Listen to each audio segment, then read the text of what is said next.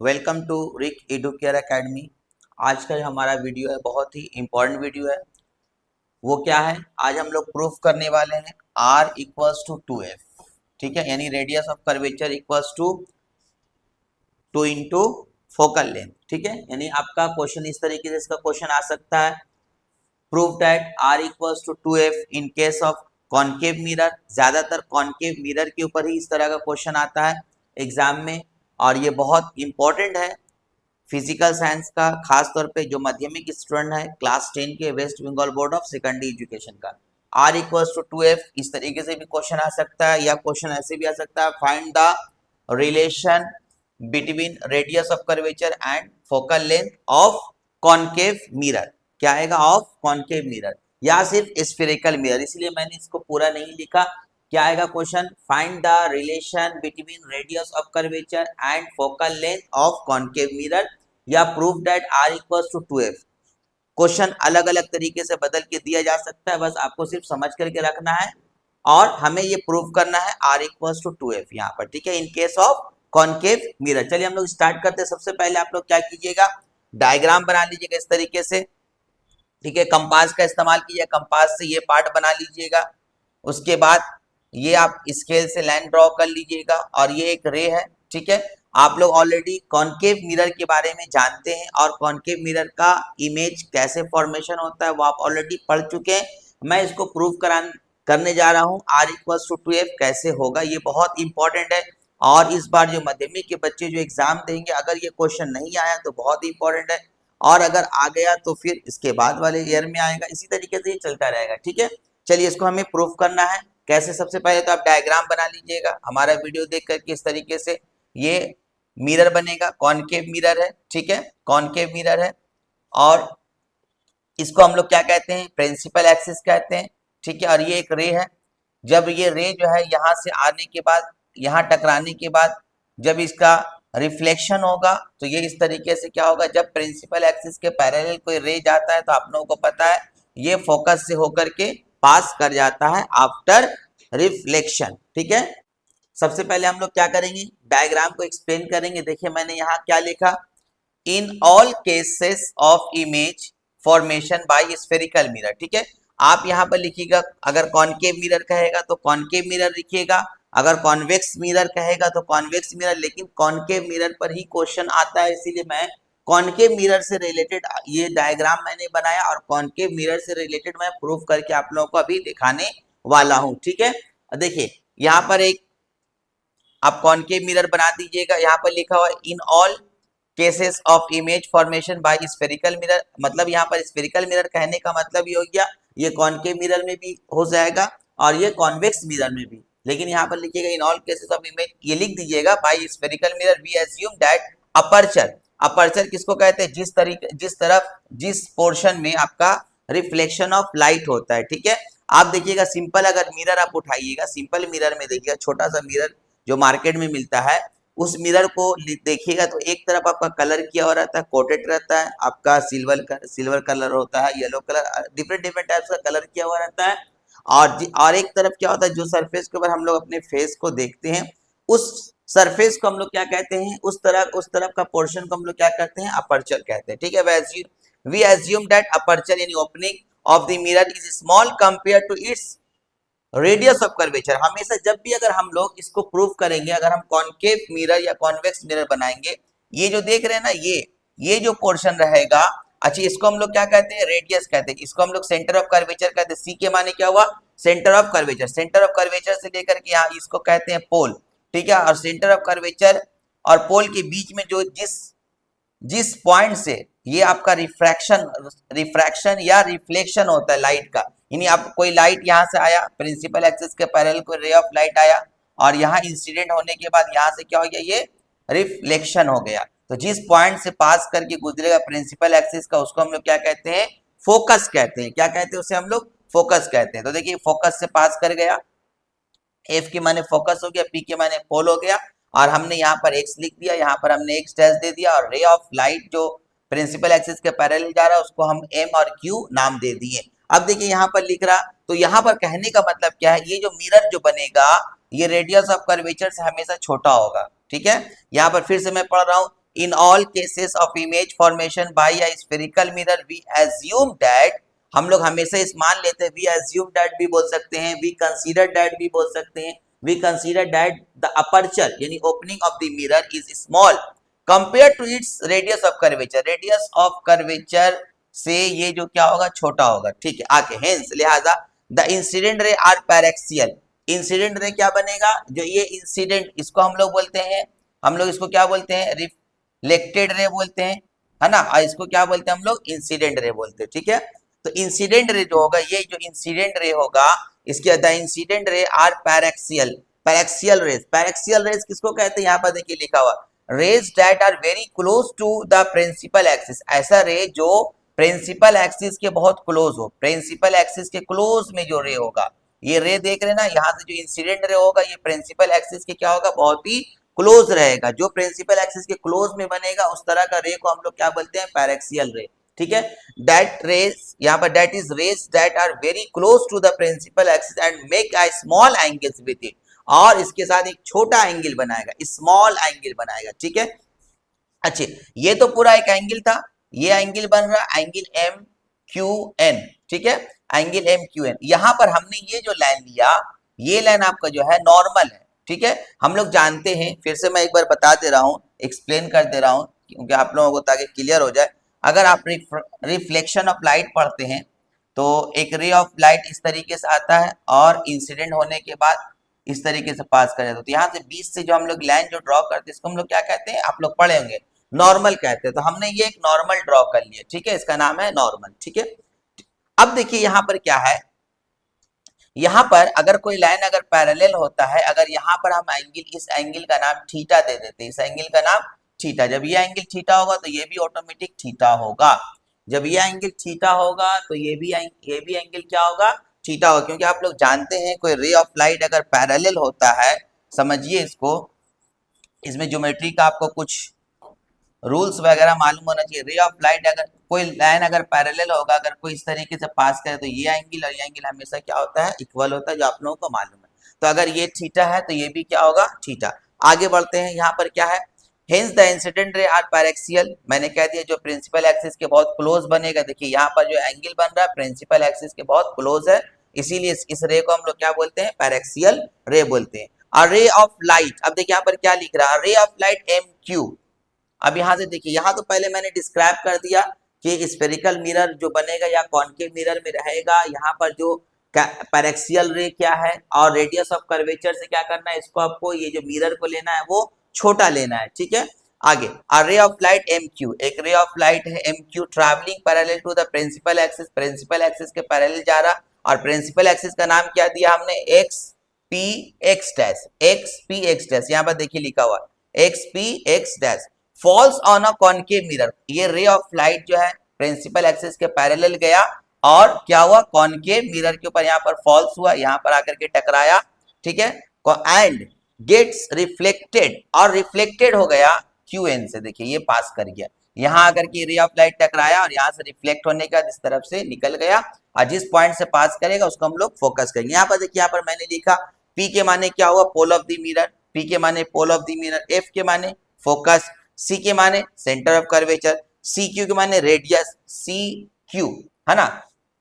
अच्छा, ये रेडियस होगा सेंटर से लेकर के यहाँ तक का जो भी दूरी होगा, चाहे इसकी बात कीजिए चाहे इसकी बात, तो सी क्यू क्या होगा आपका, radius, C Q radius, normal at the point Q, देखिए यहाँ पर लिख दिया मैंने ब्रैकेट में, normal at the point Q, ये जो है आपका नॉर्मल है, सी क्यू आपका रेडियस भी है और नॉर्मल है सी क्यू, है ना, एट द पॉइंट क्यू। ठीक है, मैंने डायग्राम को यहाँ पर मैंने डिस्क्राइब कर दिया। चलिए आगे बढ़ते हैं। ठीक है, आपको क्या करना है, सबसे पहले ऊपर में हेडिंग दीजिएगा, relation between radius of curvature and focal length of concave mirror, heading देने के बाद फिर डायग्राम बनाइएगा, डायग्राम के बनाने के बाद इसको लिखना शुरू कीजिएगा, लिख लिख करके प्रैक्टिस कीजिएगा तो आपको याद हो जाएगा, वरना आधा समझ में आएगा आधा नहीं आएगा, पहले लिख लिख करके प्रैक्टिस कीजिए। चलिए नेक्स्ट पेज में मैं बताता हूँ आगे। यहाँ पर मैंने एक रफली डायग्राम मैंने ले लिया, क्योंकि बार बार तो पेज को पलटेंगे नहीं। अच्छा, इसका नाम हमने क्या लिया था, इसका नाम था एम, और इसका नाम था क्या, क्यू था।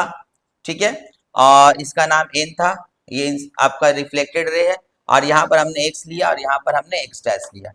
ठीक है, यहाँ पर रिपीट कर रहे हैं, ठीक है। अब देखिए क्या पर है, एट पॉइंट क्यू, इस पॉइंट क्यू पर the radius C Q, C Q क्या है आपका रेडियस है ना, यहाँ पर एक लाइन ऐसे ड्रॉ करते हैं हम लोग, ये जो स्ट्रेट लाइन हमने यहाँ पर लिया डायग्राम में, ये सी क्यू क्या है रेडियस, एक्ट्स एज नॉर्मल, ये नॉर्मल की तरह काम करेगा to the mirror surface according to the law of reflection of light. Law of reflection of light आप लोग पढ़ चुके हैं, मैं फिर से बता दे रहा हूं।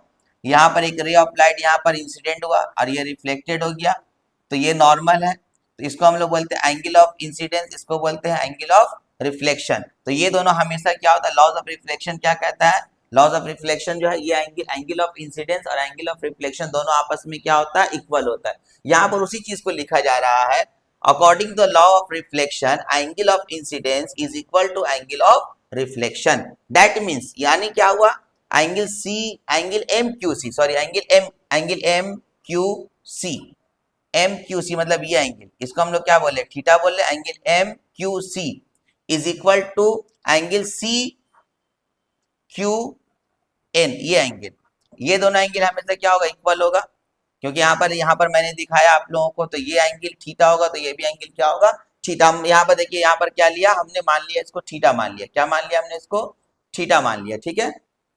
बगल में से मतलब मान लिया, तो फिर से मैं रिपीट कर रहा हूँ, angle of incidence is equal to angle of reflection, angle of incidence ये हुआ, ये एंगल ऑफ रिफ्लेक्शन हुआ, दोनों आपस में क्या होगा, बराबर होगा according to law of reflection. That means M Q C यानी equals to C Q N, यानी ये angle C Q N equals to हमने थीटा मान लिया, दोनों के बराबर। सिंस यहाँ पर फिर से लिख रहे M Q is parallel to the principal axis, M Q क्या है, प्रिंसिपल एक्सिस के पैरेलल है, एंड सी क्यू क्या कर रहा है, इंटरसेक्ट कर रहा है इट, तो एम क्यू सी, जो एम क्यू सी जो बना, और तो ये क्या होगा आपका सी क्यू एफ, एफ मतलब ये देखिए एन तक भी ले सकते हैं, ये आधा एंगल यानी सी क्यू एन बोलिए या सी क्यू एफ बोलिए, मतलब सेम ही हुआ। अच्छा, जब ये एंगल थीटा होगा तो ये एंगल भी हमेशा क्या होगा, थीटा होगा। और आप जानते हैं कि जब अगर कोई, अगर यहाँ पर देखिएगा गौर से, अगर ये एक ट्राइंगल बन रहा है, गौर से देखिए ये एक ट्राइंगल बन रहा है, ठीक है ना, और यहाँ पर अगर ये थीटा होगा और ये भी थीटा होगा, तो ये दोनों साइड हमेशा क्या होता है, इक्वल होता है, मतलब आइसोसेलेस ट्राइंगल। तो इसका मतलब ये हमें समझ में आ रहा, जब यहाँ एंगल थीटा बन रहा और यहाँ भी थीटा बन रहा, तो ये आपका जो बेस एंगल, तो ये अगर ट्राइंगल के हिसाब से अगर हम इसको देखेंगे, तो ये एंगल और ये एंगल दोनों हमेशा क्या होगा, जब इक्वल होगा तो इसका ये साइड और ये साइड क्या होगा, इक्वल होगा। तो यहाँ पर देखिए लिख रहा है C F equals to F Q, C F equals to F Q, ठीक है। Angle M Q C equals to angle Q C F, मतलब ये एंगल इक्वल्स टू क्या हो जाएगा आपका, आप बोल सकते हैं क्यू सी एफ, यानी क्यू सी एफ मतलब इसकी बात कर रहा है, क्यू सी एफ ये एंगल, ठीक है, इसी को लिखा। पहले तो यहाँ पर देखिए एम क्यू सी और सी क्यू एन, ये दोनों तो आपस में इक्वल है, तो लेकिन यहाँ पर जब अगर हमने अभी कहा कि ये दोनों साइड जब इक्वल होगा, यानी यहाँ पर एंगल देखिए, ये एंगल और ये एंगल दोनों इक्वल हो, क्योंकि मैंने पैरेलल लाइन के जरिए मैंने बताया कि एक लाइन अगर आपका, दो लाइन अगर पैरेलल हो और ये एंगल थीटा बनेगा, तो ये भी क्या बनेगा, थीटा। तब ये थीटा बन रहा तो ये भी क्या बनेगा आपका, थीटा ही बनेगा, ये क्या बनेगा, थीटा।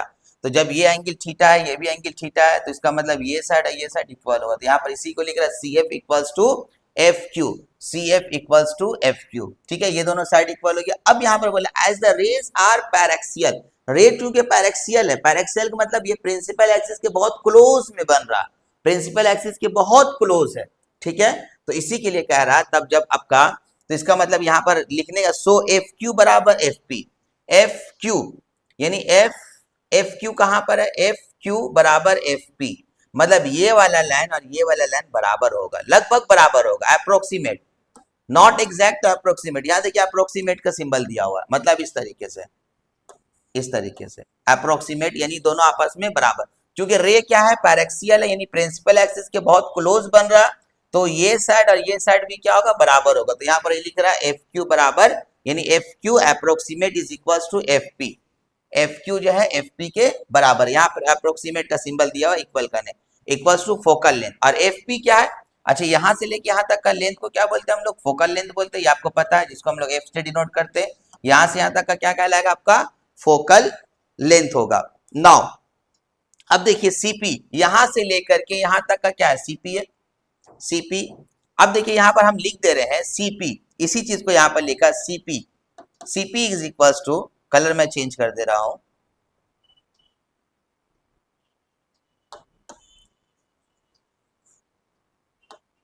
देखिए Cp यहां से लेके यहां तक का Cp है, Cp के माने हो गया Cf प्लस Fp, Cp के माने क्या हो गया Cf प्लस Fp, यानी आपका Cf प्लस Fp, तो यहाँ पर वही लिखा Fp बोलिए या Fc बोलिए, तो यहाँ पर क्या बोल रहा है Fp प्लस Fc, Cf का मतलब यहाँ फिर से मैं बोल रहा हूँ यहाँ से यहाँ तक का Cp है, अब देखिए यहां से लेके यहां तक का और यहां से यहां तक, इसका मतलब Cp हुआ, तो Cp का मतलब हो गया आपका Fc, Cp का मतलब हो गया Fc, Fc plus Fp, Fc plus Fp, ये बात समझ में आ गई। अच्छा अब यहाँ पर हमने क्या कहा कि यहाँ पर Fc जो है और Fp, तो यहाँ पर Fp प्लस Fc, अब यहाँ पर देखिए Cf लिख उतार दीजिए, ठीक है, Fp, Fp मतलब यहां से यहां तक का और यहां से तक, अभी आपने हमने कहा कि ये साइड और ये साइड बराबर है और ये बराबर है, यहाँ पर देखिए, यहाँ पर गौर से देखिए